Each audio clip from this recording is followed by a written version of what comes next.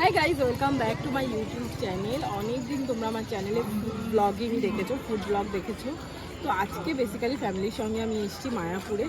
তো ভাবলাম এখানে কি খাওয়া দাওয়া করছি, কোথায় খাওয়া দাওয়া করছি, তাছাড়া কোথায় কোথায় ঘুরছি, তোমরা এলে কোথায় খাবে, তো একটা সাজেশনও তোমরা পেয়ে যাবে।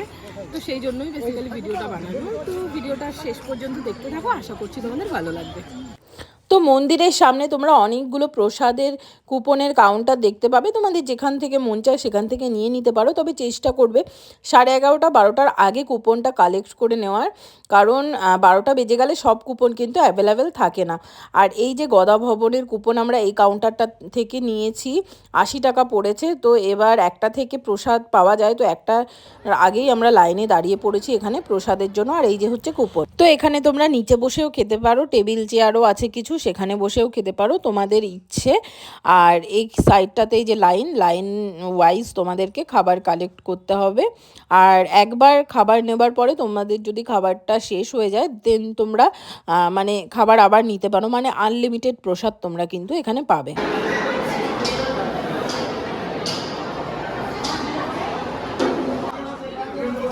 আমার একটা প্লেট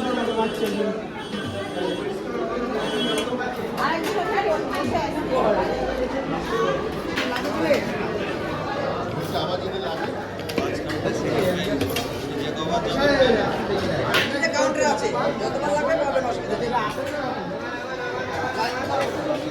আমি তো অবশ্যই দেখব, ট্রাই করেই দেখি, সব সন্দেহ হয়, সন্দেহ হতে বলে দুপুরে ঘুম আসতে পারবে, চিন্তা করিস না।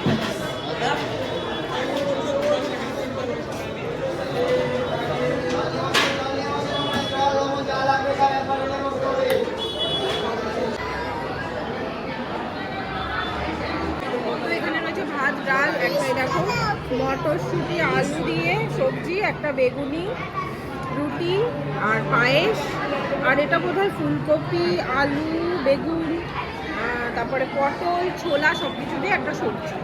তো এই আর কি কুপনটার দামই 80 টাকা নিয়েছিল। তো সবাই এসছি, চলো এবার খাওয়া যাক, প্রসাদ গ্রহণ করা যাক।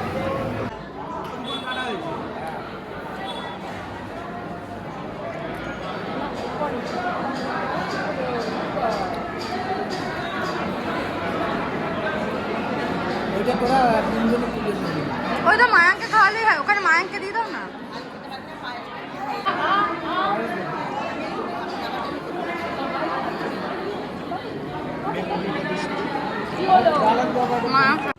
তো প্রত্যেকটা রান্না এখানকার একদম কম তেল ঝাল মশলা দিয়ে রান্না ছিল, বাট এত ভালো খেতে ছিল, বিশ্বাস করো তোমরা, মানে অনেকেই হয়তো আমার সঙ্গে একমত হবে। প্রসাদের একটা আলাদা রকমই স্বাদ হয়, যেটা সত্যি মানে বোঝা যায় না যে এত কম তেল মশলাতে কি করে এত সুস্বাদু হয়। ভীষণ ভালো ছিল খাবারটা। দুপুরে তোমরা বাইরে প্রচুর রেস্টুরেন্ট, বিরিয়ানি, ভেজ বিরিয়ানি, তারপরে সয়া চাপ এসব পেয়ে যাবে মন্দিরের বাইরে রেস্টুরেন্টে, বাট আমার মনে হয় যে এইখানে প্রসাদ খাওয়াটা বেস্ট। বাফেট খেতে ভালো লাগছে মায়াপুরের। এসব বদি কেমন খাবার, দারুণ। মায়া, তুমি এই বেগুনি ছাড়া আর কিছু খাবে না? একটু অন্য কিছু খাও, একটু ভাত খাও। ভাত খাবে না?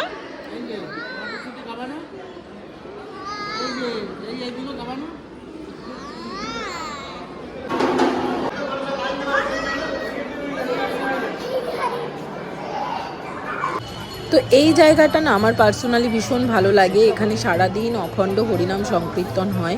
তো এখানে কিন্তু তোমরা কিছুটা টাইম বসতে পারো। তাছাড়া সন্ধেবেলাটায় যদি থাকো মন্দিরের সন্ধ্যা আরতিও কিন্তু তোমাদের খুব ভালো লাগবে। তো সেক্ষেত্রে মন্দিরের সন্ধ্যা আরতি আর এখানেও কিছুটা সময় তোমরা কাটাতে পারো। তো এবার চলে এসেছি গোশালাতে, চলো ভেতরে যাওয়া যাক। এই যে চলে এসেছি গোশালাতে। এটা কারা? গোমাতা।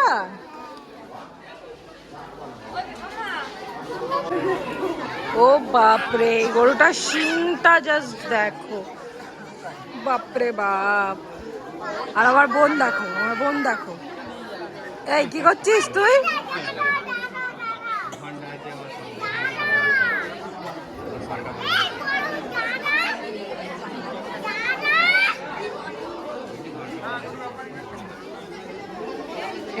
অন কি দেখছিস? তো আমরা যেহেতু সকাল 7টার সময় পৌঁছে গিয়েছিলাম মায়াপুরে, তো সেহেতু আমরা একদিনে নবদ্বীপটাও ঘুরেছিলাম। মাত্র 10 টাকা দিয়ে লঞ্চ পার হয়ে, মানে লঞ্চের মাধ্যমে গঙ্গা পার হয়ে কিন্তু অপরদিকে নবদ্বীপ পড়বে। প্রথমেই চলে গিয়েছিলাম নিমাইয়ের জন্মস্থানে, তোমরা দেখতে পাচ্ছ। চলো মন্দিরে যাওয়া যাক। তো এই মন্দিরের ভেতরেই কিন্তু রয়েছে সেই নিম গাছ এবং তার নিচে সেই ঘর, যেই ঘরে কিন্তু মহাপ্রভুর জন্ম হয়েছিল। এবং এখন এই ঘরে বা এই মন্দিরে, নিম গাছের নিচে যে মন্দিরটা আছে, এখানে কিন্তু নিমাই তার মায়ের কোলে শুয়ে রয়েছে, এরকম বানানো রয়েছে বা এরকম একটা মূর্তি রয়েছে। আর এই যে হচ্ছে সেই নিম গাছ, যেখানে তোমরা দেখতে পাচ্ছ প্রচুর হনুমান বসে রয়েছে। আর সত্যি বলতে মন্দিরগুলো এত পরিষ্কার পরিচ্ছন্ন এবং সব সময় হরিনাম হচ্ছে, শুনে কিন্তু ভীষণ ভালো লাগছে। এবং মন্দিরগুলো এত ভালো, এত শান্ত একটা পরিবেশ, যেখানে গেলে কিন্তু মনে হবে একটু বসি কিছুক্ষণ। তারপরে চলে গিয়েছিলাম আমরা গৌর গোপীনাথ জিউ টেম্পেলে, যেখানকার টিকিট মূল্য কিন্তু মাত্র 10 টাকা। এবং তোমরা দেখতে পাচ্ছ এখানে একটা কৃত্রিম গুহা তৈরি করার চেষ্টা করেছে। আর এই মন্দিরের ভেতরেই কিন্তু রয়েছে 60 ফিটের মহাপ্রভুর যে মূর্তি, সেটা দেখতে পাচ্ছ। আর ভীষণ সুন্দরভাবে না বাগানটা সাজানো। এছাড়াও নবদ্বীপে প্রচুর মন্দির রয়েছে, বিষ্ণুপ্রিয়ার জন্মস্থান বা বাড়ি, সোনার গৌরাঙ্গ, পাদুকা, সমস্ত কিছুই কিন্তু তোমরা এখানে দেখতে পেয়ে যাবে। এ বাবা কি দেখছিস? কি এখানে? ফিশ।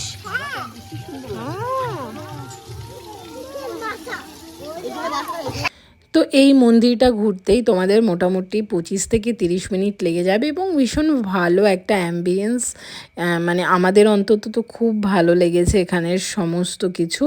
তো একটু হাতে সময় নিয়ে যদি একটু সকাল সকাল আসা যায়, নবদ্বীপটাও কিন্তু একদিনে ভালোভাবেই ঘুরে দেখা যায়।